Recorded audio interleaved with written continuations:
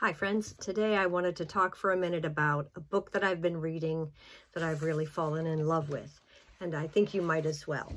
It's called The Book of Longings. It's by Sue Monk Kidd. You might remember her. She's the person who wrote The Secret Life of Bees and The Dance of the Dissident Daughter, and When the Heart Waits. She wrote a lot of really good books. I think she's actually a Presbyterian, but she's certainly a person of faith. And this book is, I found to be very inspiring and challenging and heartfelt, and opened up, the way I would say it is, it opened up the stories of the Bible, of Scripture, in a really new way. I think it has a beautiful narrative, which it's very well written. For me, it helped the Scriptures to come alive in a very new way.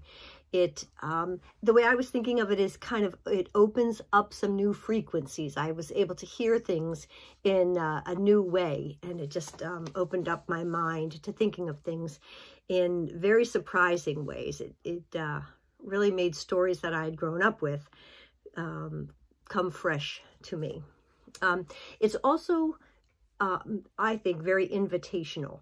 It invites us, especially as women, to see ourselves in her story.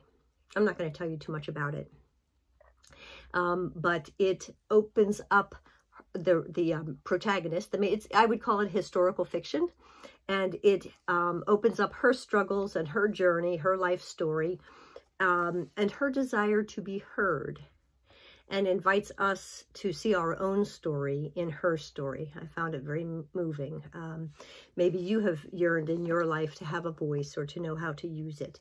And that's what I found in this book, a lovely narrative about that. Oh, and I found it to be very, actually, almost a devotional book. It deepened my faith, I think I would say, and enlivened my faith. Maybe I've said that already, but that's how I felt. It also invites you to see Jesus in a whole new way, and I really liked that. So that is mostly what I wanted to talk to you about, but I also wanted to notice with you the passing of Ruth Bader Ginsburg, and to share just a short account of what I read about her and her own faith. You know that she was Jewish, but when her mother died, only men could be counted as part of the quorum.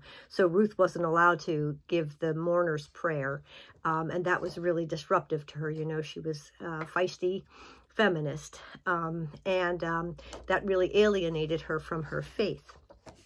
But the Scriptures really remained a very important kind of touchstone for her in her life. Throughout her professional career, she had a little, actually a scripture passage, but some Hebrew words inscribed on a plaque on her desk. Justice, justice you shall pursue. That's from Deuteronomy. Justice, justice you shall pursue. And, you know, that was the hallmark of her life, was trying to pursue justice, mostly for the state of women, for the cause of women, to advocate for women.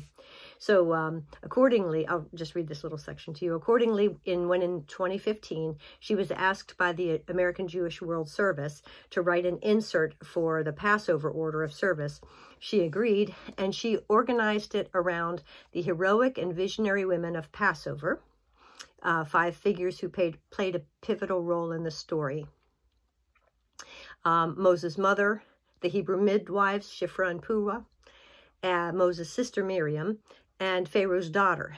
And so she quotes this: "When Pharaoh's daughter's handmaidens saw that she intended to rescue Moses, they attempted to dissuade her and persuade her to heed her father.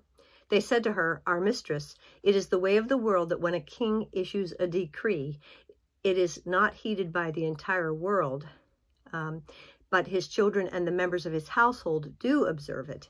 And you wish to transgress your father's decree.'" And then Ruth Bader Ginsburg adds, "But transgress they did. These women," she said, "had a vision leading out of the darkness shrouding their world. They were women of action, prepared to defy authority, to make their vision a reality, bathed in the light of day." the reason that touches me so much is that it's topics that are touched upon in this book.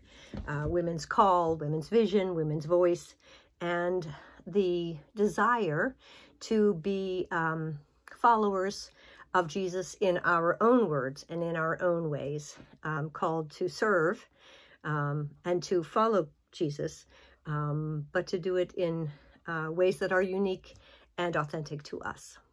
So, blessings to you. Hope you're well, and take good care, and see you soon.